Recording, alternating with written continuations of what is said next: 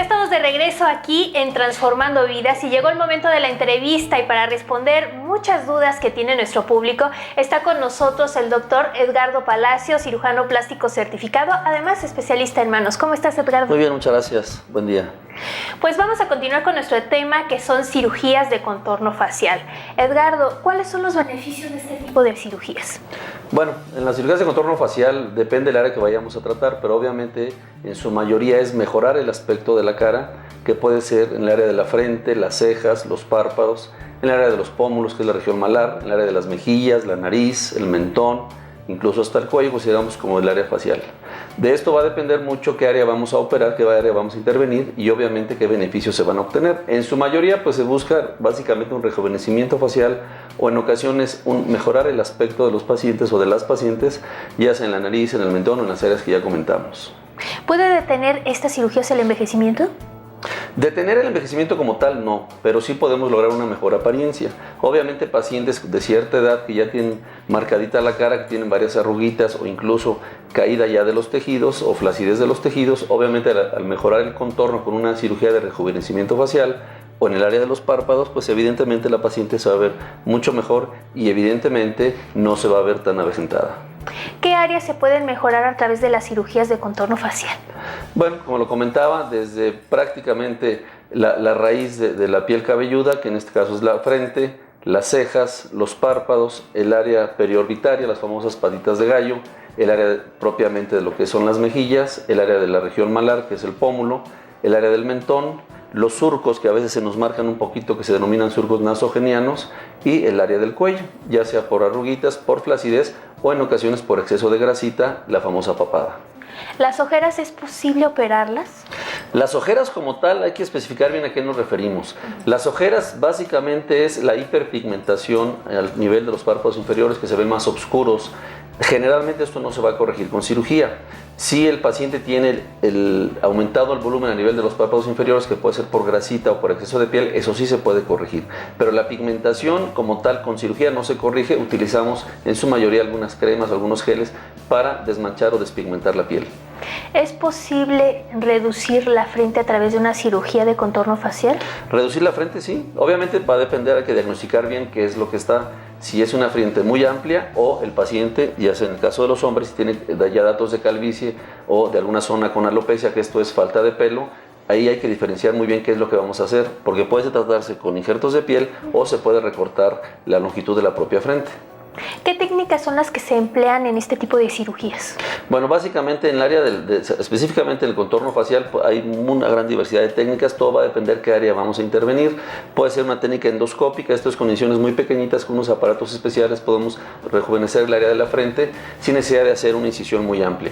Y obviamente pues hay una gran diversidad de técnicas para la cirugía de párpados, para la cirugía de rejuvenecimiento facial, para cirugía de nariz o para el mentón, que en ocasiones podemos poner un implante o podemos avanzar lo que es propiamente el hueso del mentón.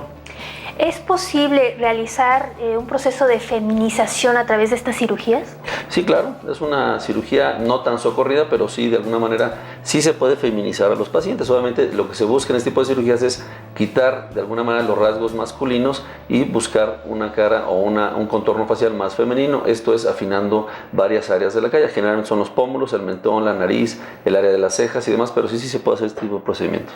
Una vez que ya se tiene una valoración previa con el paciente, que ya se pusieron de acuerdo médico y paciente, ¿qué indicaciones debe de seguir antes de realizarse este tipo de cirugías? Bueno, básicamente en pacientes, dependiendo mucho de la edad, pacientes arriba de los 45 años, recomendamos una evaluación preoperatoria con un cardiólogo que les hace un electro, se les toma una radiografía del tórax y obviamente estudios de laboratorio preoperatorios. En pacientes que tienen algún padecimiento, ya sea diabetes, presión alta y demás, no está contraindicada la cirugía, pero sí hay que hacer una valoración por su médico para que este a su vez por escrito nos manifieste qué riesgos puede llegar a tener la paciente. Y obviamente pues evitar el uso de aspirinas, evitar el uso de vitamina C, vitamina E, vitamina A y algunos otros medicamentos que nos pueden alterar básicamente los factores de la coagulación. ¿Hay algún límite para este tipo de cirugías? Es decir, ¿hasta dónde se puede llegar? Sí, hay pacientes que obviamente, como dicen comúnmente, se les convierte, se les vuelve un vicio este tipo de procedimientos. Pero en realidad yo creo que hay que ser bien específico, ¿no? Lo que buscamos en el caso personal es la naturalidad de los resultados. Hay pacientes que se ven, lamentablemente, a cierta distancia totalmente operadas, totalmente artificiales, incluso deformes. Esto es por abusar tanto por los procedimientos quirúrgicos como algunos otros procedimientos alternos que tenemos, y las pacientes de alguna manera ya caen, o incluso el médico o el cirujano cae un poquito más allá de lo ideal, de lo natural y de lo armónico. ¿En qué momento ustedes deciden por alguna circunstancia no operar a un paciente? Es decir, incluso cuando ya está programada una cirugía y deciden no realizarla. Bueno, yo creo que algo importante que a veces no se platica mucho es, hay que ver bien con el paciente qué expectativas tiene, qué espera de la cirugía, porque en ocasiones los pacientes tienen ideas erróneas o ideas confundidas de lo que pueden esperarse o podemos obtener como resultado. Entonces, yo creo que es un punto muy importante. Ver bien con el paciente qué expectativas va a tener y si se las podemos cubrir, si se las podemos de alguna manera ofrecer. Si el paciente no va a tener el resultado o no vamos a obtener nosotros como cirujanos el resultado que el paciente quiere, pues definitivamente yo creo que es la razón principal para no realizar el procedimiento quirúrgico. Obviamente, si es un paciente que tiene una enfermedad importante, presión alta, diabetes y demás que estén descontrolados, evidentemente no es un paciente candidato para realizarse el procedimiento. ¿Es posible ustedes ya como profesionistas en estas áreas poder detectar a alguna persona con alguna dismorfia? Sí, bueno, en ocasiones, me acuerdo muchas veces manejamos incluso hasta un cuestionario preoperatorio que se lo dábamos a la paciente o al paciente, y dependiendo de ese cuestionario era candidata a cirugía o no. Claro, hay pacientes que tienen alteraciones de tipo psicológicas o psiquiátricas que en ocasiones piensan que una cirugía les va a, de alguna manera, a resolver todos sus problemas o les va a resolver la vida, y en ocasiones no se logra esto porque no es la cirugía o el cambio físico lo que la paciente va a obtener como resultado. Excelente, doctor. Y algo muy importante, ¿con quién deben de acudir para realizarse este tipo de cirugía? Es muy importante esta pregunta. Hay que insistir mucho. Tiene que acudir con un cirujano plástico certificado por el Consejo Mexicano de Cirugía Plástica, Estética y Reconstructiva. En la actualidad, lamentablemente, está muy invadida nuestra especialidad.